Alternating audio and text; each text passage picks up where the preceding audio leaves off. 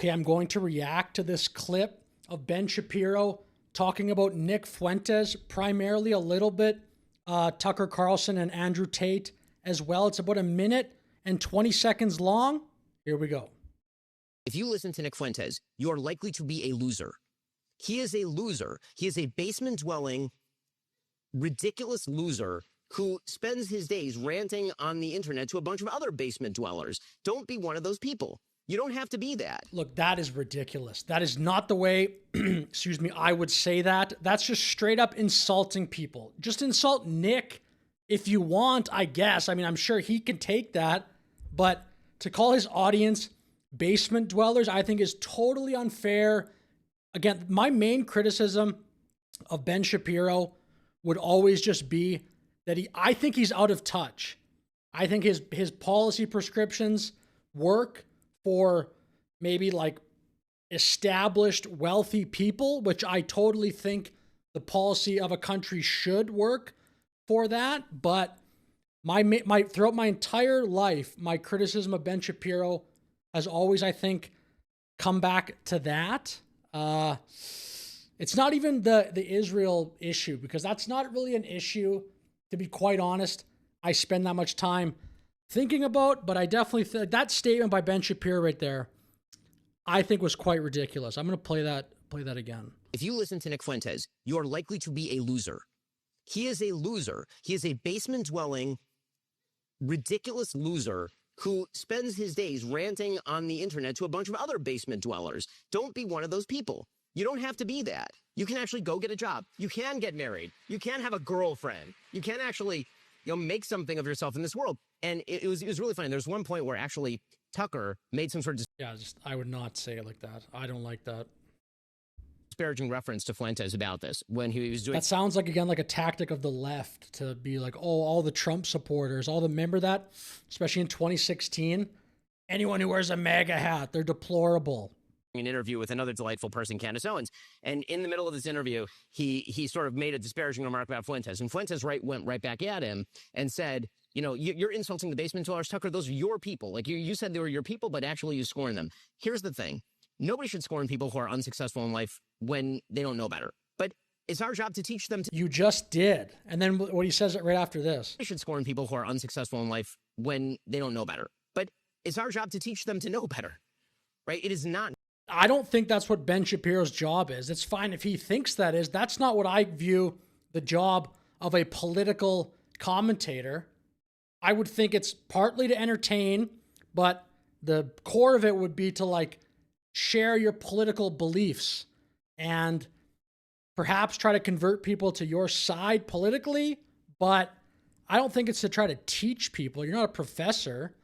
You could do that if you're on that masterclass app or something. Successful in life when they don't know better. But it's our job to teach them to know better, right? It is not good. If you listen to Nick Fuentes, there is no way your life gets markedly better. In fact, it gets markedly worse. If you listen to... So I'm not going to give my total thoughts on Nick Fuentes here just because I don't really actually have any. So I guess kind of I will. But last 2 months, like everybody, he started going crazy in my algorithms on social media. I'm sure that's been the case for many people. He's gotten crazy popular, much like Andrew Tate did 3 or 4 years ago. Do you remember that? Tate had that massive explosion. Just you could not get away from him when you checked your phone. I think Fuentes is having that phenomenon right now. I think Fuentes is too negative for sure. He kind of reminds me of those financial doom and gloom guys that always call a recession the world is going to end. There's too much blah, blah, blah.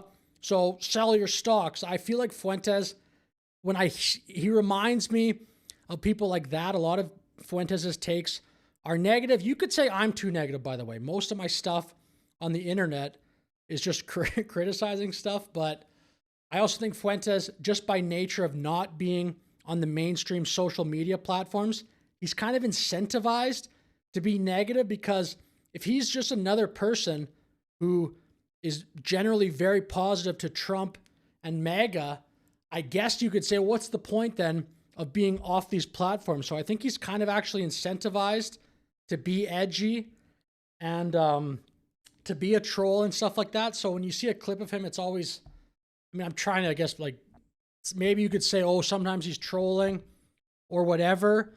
But from a positive standpoint, I think he's clearly talented and good at speaking. From what I've seen recently, I went and looked at his like actual show. I've not watched an entire show, but it's just him basically talking for hours. That's very difficult for anybody to do.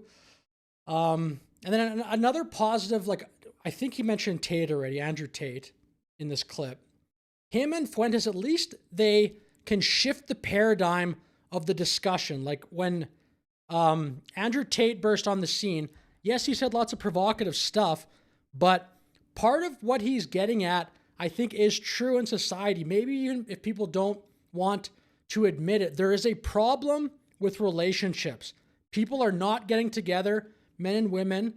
Every Western country, aside from Israel, some people don't consider that a Western country, whatever. I think it is technically, but whatever. That's the only one with a birth rate above replacement. Every single other one, USA, Britain, whatever, Australia, they're all below replacement. So something about Andrew Tate's, at least he can hopefully shift the conversation to that. In terms of Fuentes, I mean, obviously like a very topical issue in media lately is how much should the U.S. be supporting Israel?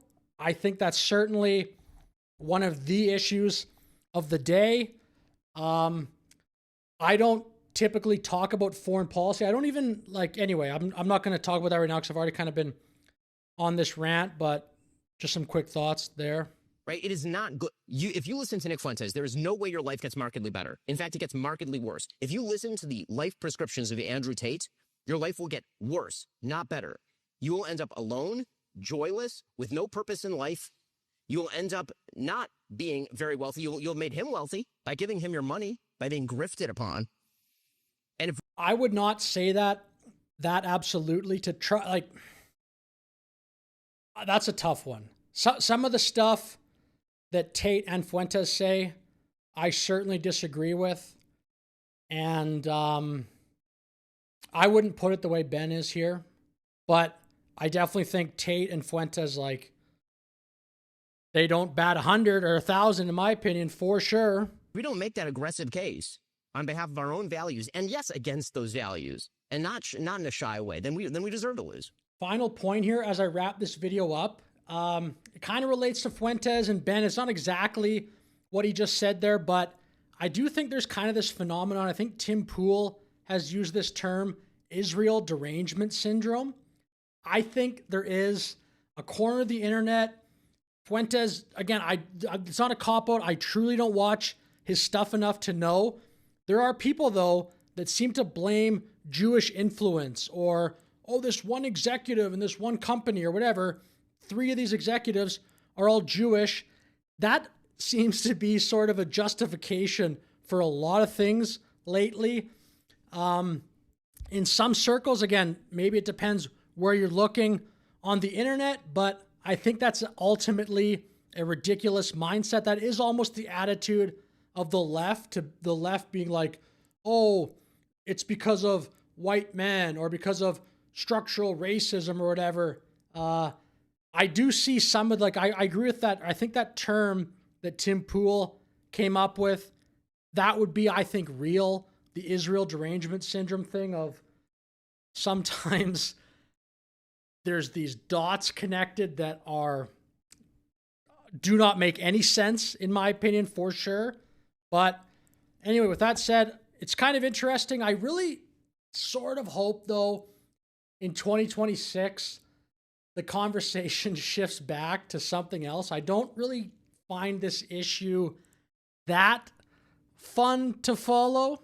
What do you guys think in the comments? Let me know. I don't know. But with that said, thank you very much for watching. Like and subscribe. Have a great day.